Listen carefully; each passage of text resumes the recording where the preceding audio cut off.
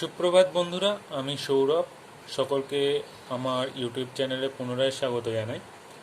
আজকে আমরা যে বিষয়ে আলোচনা করব সেটি হচ্ছে ইঞ্জিনিয়ারিং মেকানিক্স বা ইমে। তো সেক্ষেত্রে আমাদের প্রথম প্রশ্ন যেটা মনে জাগে সেটা হচ্ছে, হোয়াট ইজ ইঞ্জিনিয়ারিং মেকানিক্স?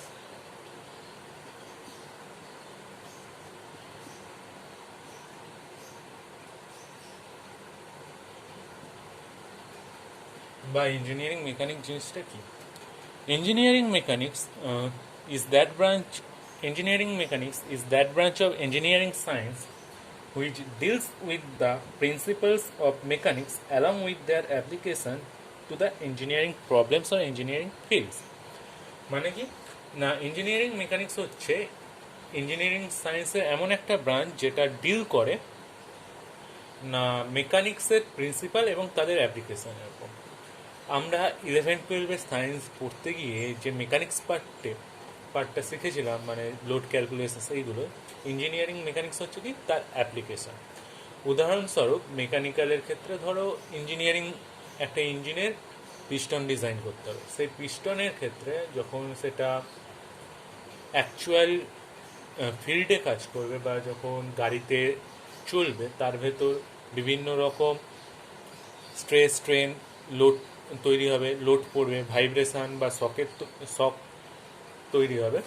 তো সেইগুলোকেই অ্যাপ্লিকেশন মানে পিস্টনটা তৈরি করার আগেই সেই অ্যালাওয়েন্স টলারেন্সগুলো ধরে নিয়ে সেটা কত লোড পড়বে সেই ক্যালকুলেশনসগুলো করে নিয়ে বা একটা পিস্টন ডিজাইন করা হয়। তাহলে সেক্ষেত্রে কি হচ্ছে না, আমরা যে লোড ক্যালকুলেশন শিখেছিলাম সেটারই অ্যাপ্লিকেশন হচ্ছে। আবার সিভিলের ক্ষেত্রে ধরো যখন একটা ব্রিজ তৈরি করতে হবে, সেই ব্রিজে আমরা জেনারেলি অঙ্ক যখন করি ডেড লোড ধরে, কিন্তু ইন রিয়ালিটি সেখানে কিছু লাইভ লোডও থাকবে বা ভেরিয়েবল লোডসও থাকবে।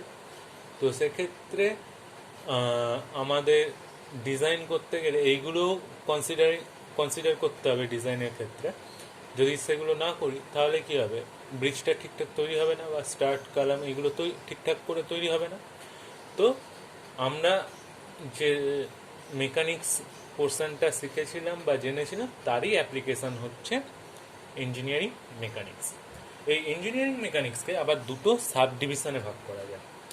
আমি শর্টে লিখছি ইমেক। ইমেককে আবার দুই ভাগে ভাগ করা যায়। কি কি? একটা পোর্শন হচ্ছে স্ট্যাটিক্স,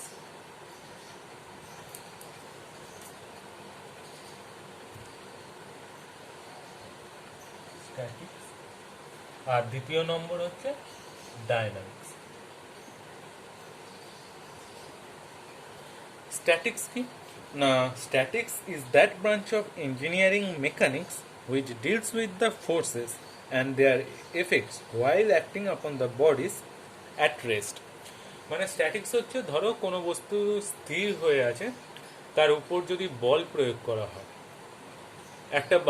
ধরো একটা বাক্স প্রথমে স্থির অবস্থায় আছে, আমি তাকে ঠেলে সরিয়ে নেওয়ার চেষ্টা করছি। যতক্ষণ না সেটা মোশনে আসছে, যে বলটা আমরা প্রয়োগ করছি সেই বক্সটার ওপর, সেই ফোর্সটা কি এফেক্ট বা তার প্রতিক্রিয়া কি তৈরি হচ্ছে বা হচ্ছে, সেইগুলো কনসিডার করে বা তার এফেক্টগুলো কনসিডার যে ব্রাঞ্চ ইঞ্জিনিয়ারিং মেকানিক্সের যে ব্রাঞ্চে কনসিডার করা হয় সেইটাকে বলা হয় স্ট্যাটিক্স। এখানে বস্তু কি থাকে, স্থির থাকে। ডাইনামিক্স কি না, dynamics is that branch of engineering mechanics which deals with the forces and their effects while acting upon the bodies in motion. কোনো গতিশীল বস্তুর উপর যদি কোনো বল প্রযুক্ত হয় বা কি বলবো, সিস্টেম অফ ফোর্স বা সিস্টেম অফ ফোর্সেস, মানে একটি বল বা একাধিক বল যদি প্রযুক্ত হয়, তাহলে ওই বস্তুর বা বলগুলোর যে এফেক্ট ওই বস্তুটি গতিশীল বস্তুর ওপর বা ওই বস্তুটির গতির ওপর, সেইগুলো যে শাখায় ইঞ্জিনিয়ারিং মেকানিক্সের যে শাখায় আলোচনা করা হয় সেটা হচ্ছে ডায়নামিক্স। এবার ডায়নামিক্সকেও আরও দুই ভাগে ভাগ করা যায়। একটা হচ্ছে কাইনেটিক্স আর একটা হচ্ছে কাইনেমেটিক্স। এক হচ্ছে কাইনেটিক্স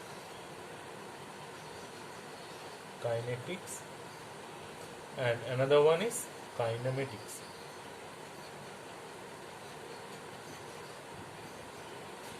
Kinetics and kinematics.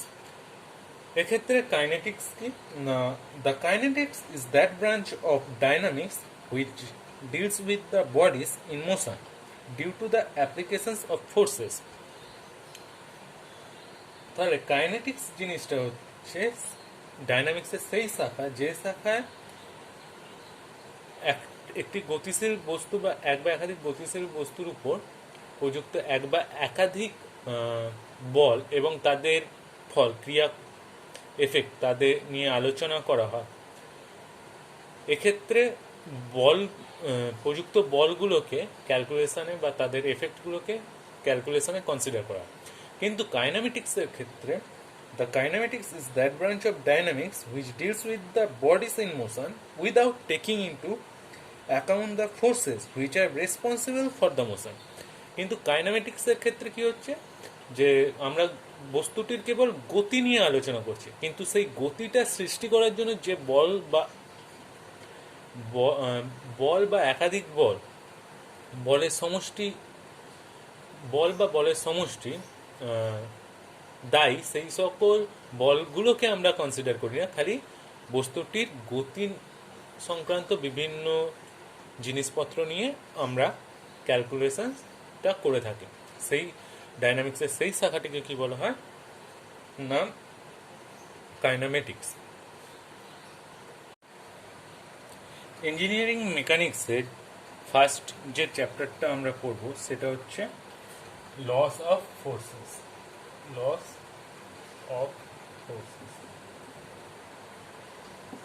এক্ষেত্রে মূল চ্যাপ্টারে বা অধ্যায়ের আলোচনায় আসার আগে আমাকে জানতে হবে হোয়াট ইজ ফোর্স বা বল কি।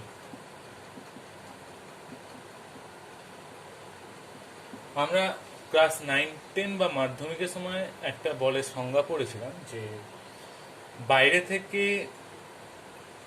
যা প্রয়োগ করে কোনো স্থির বস্তুকে গতিশীল বা কোনো গতিশীল বস্তুকে স্থির করা হয় বা করার চেষ্টা করা হয় তাকে বলা হয় বল।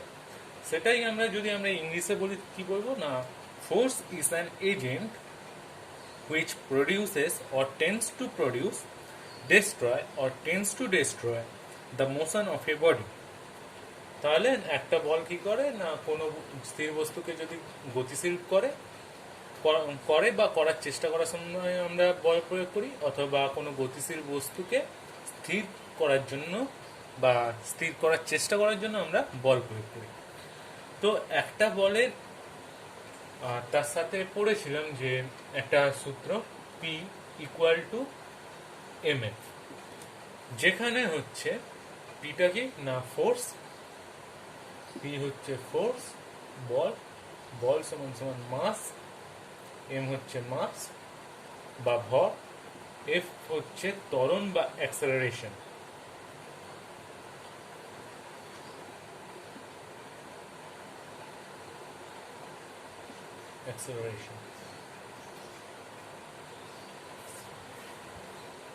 তো সেখান দিয়ে আমরা বলের একক জেনেছিলাম, যেটা হচ্ছে এসআই পদ্ধতিতে বলের একক হচ্ছে নিউটন, আর সিজিএস পদ্ধতিতে বলের একক হচ্ছে ডাইন।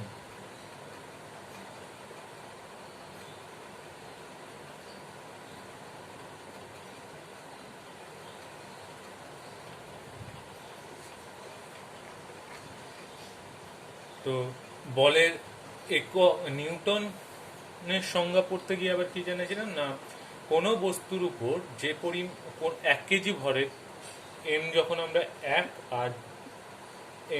আর ত্বরণ 1 ইউনিট ধরে নিই, তখন কি না বলের সংজ্ঞাটা এসেছিল কোনো 1 কিলোগ্রাম ভরের কোনো বস্তুর উপর যে পরিমাণ বল প্রযুক্ত হলে বস্তুটির মধ্যে 1 মিটার পার সেকেন্ড স্কোয়ার ত্বরণের সৃষ্টি হয় সেই পরিমাণকে আমরা কি বলি 1 নিউটন। আর সিজিএস পদ্ধতিতে ডাইন কেন না, কোনো 1 গ্রাম ভরের বস্তুর উপর কোনো বল প্রযুক্ত হয়ে যদি তার মধ্যে 1 সেন্টিমিটার/সেকেন্ড স্কোয়ার ত্বরণের সৃষ্টি করে, তাহলে সেই পরিমাণ বলকে আমরা কি বলি 1 ডাইন। এগুলো আমরা ক্লাস 9-10-এ জেনেছিলাম। আর একটি বলের বা ফোর্সের দুটো জিনিস থাকবে, এক হচ্ছে ম্যাগনিটিউড বা মান, বলের মান, যেটাকে আমরা বাংলায় বলি, আর 2 হচ্ছে দিক, ডাইরেকশন। এই কারণেই বল হচ্ছে কি একটা ভেক্টর রাশি আর ভেক্টর কোয়ান্টিটি।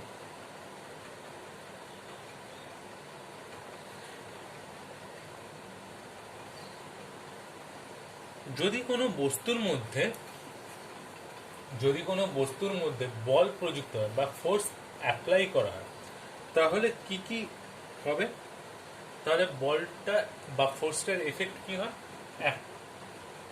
এক হচ্ছে change the motion of A body, মানে স্থির বস্তুকে হয় গতিশীল করবে, নয় মোশন অফ এ বডি, হয় স্থির বস্তুকে গতিশীল করবে বা গতিশীল করার চেষ্টা করবে, না হয় গতিশীল বস্তুকে স্থির করবে বা স্থির করার চেষ্টা করবে। ব্যালেন্স দ্য 2 নম্বর হচ্ছে balance the forces already acting on a body.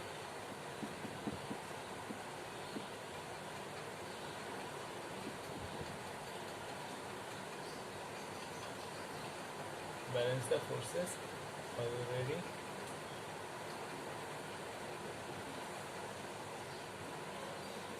acting on a body। মানে কি, ধরো কোনো বস্তুর উপর অলরেডি অনেকগুলো বল কাজ করছে। একটা বস্তু যদি মোশনে থাকে, নিশ্চয়ই সেই মোশনটা তৈরি করার জন্য তার ভেতরে বা তার উপর কোনো বল প্রযুক্ত হয়েছে। এবার সেটা যদি আমাকে থামাতে হয়, তাহলে আমাকে কি করতে হবে? সমান পরিমাণে ওই যে বল কাজ করছে ঠিক তার উল্টো দিকে সমান পরিমাণে আমাকে বল দিতে হবে, না হলে সেটা থামবে না। তাহলে সেইটাকে ব্যালেন্স করার জন্য কি আমাকে ফোর্স হয়, তাহলে বল যদি কোনো একটি বস্তুর উপর বল প্রয়োগ করলে হয় বস্তুটির মোশন চেঞ্জ করবে বা গতির পরিবর্তন করবে, না হয় কোনো বস্তুর উপর আগে থেকেই বল বল বা একটি বল বা অনেকগুলো বল প্রযুক্ত রয়েছে, সেই বলগুলোকে আমাকে নিউট্রালাইজ করবে বা ব্যালেন্স করবে। 3 নম্বর give rise to the internal stress in a body।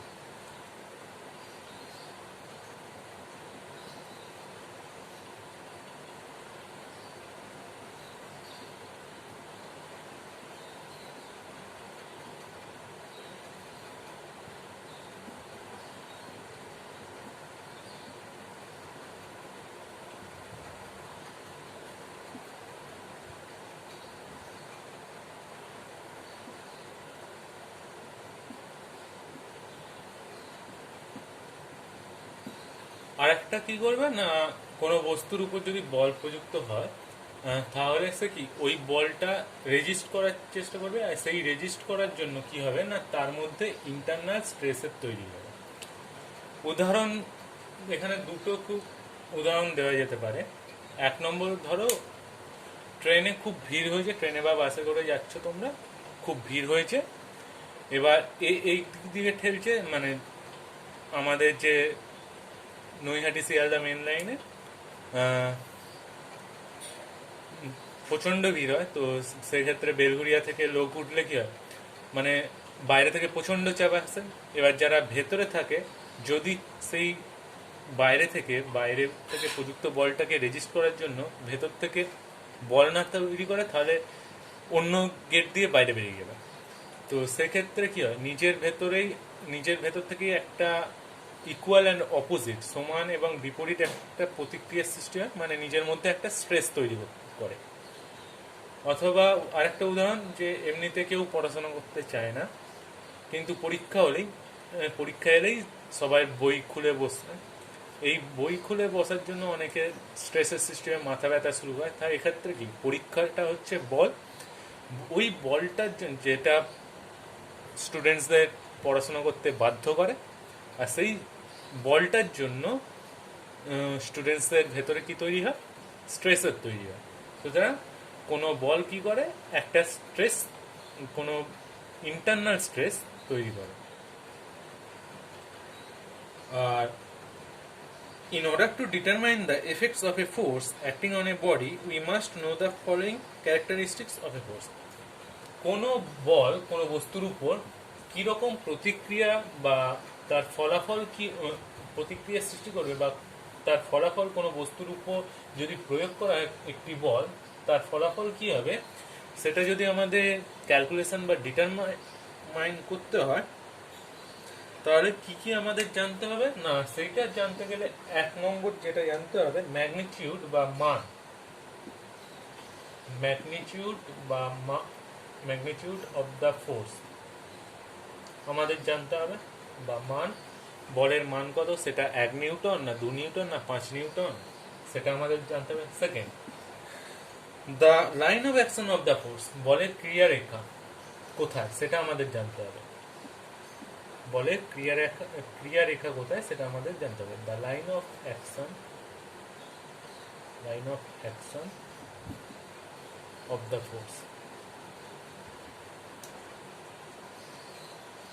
3 নম্বর যেটা জানা, nature of the force. Nature of the force মানে কি না, সেটা পুল হচ্ছে না পুশ, না টেনশন ফোর্স, না ইম্প্যাক্ট ফোর্স, সেই নেচারটা মানে তা বলে নেচারটা কিরকম সেটা আমাদের জানতে হবে। আর 4 নম্বর পয়েন্ট হচ্ছে the point at which the force is acting. The point, কোন বিন্দুতে কাজ করছে সেটাকেও আমাদের জানতে হবে। The point at which the force is acting. The force is acting. তাহলে কি না, আমাদের যদি কোনো বলের এফেক্ট বা ফল কোনো বস্তুর উপর কি হতে পারে সেটা যদি আগে থেকে ডিটারমাইন বা ক্যালকুলেশনস করতে হয়, তাহলে আমাদের 4টে জিনিস জানতে হয়। 1 নম্বর হচ্ছে ম্যাগনিটিউড অফ দ্য ফোর্স বা বলের মান, যেমন 5 কিলো নিউটনের বল কাজ করছে না 10 কিলো নিউটন, সেরকম। 2, the line of action of the force, বলের ক্রিয়ারেখাটাকে জানতে হয়, কোন ডাইরেকশনে কাজ করছে সেটা। 3rd হচ্ছে নেচার অফ দ্য ফোর্স, বলের স্বরূপ কীরকম, মানে সেটা পুল না পুশ না টেনশন, এই জিনিসগুলো জানতে হয়। আর 4 নম্বর হচ্ছে the point at which the force is acting, মানে কোন বিন্দুতে বলটা কাজ করছে সেইটা আমাদের জানতে হবে।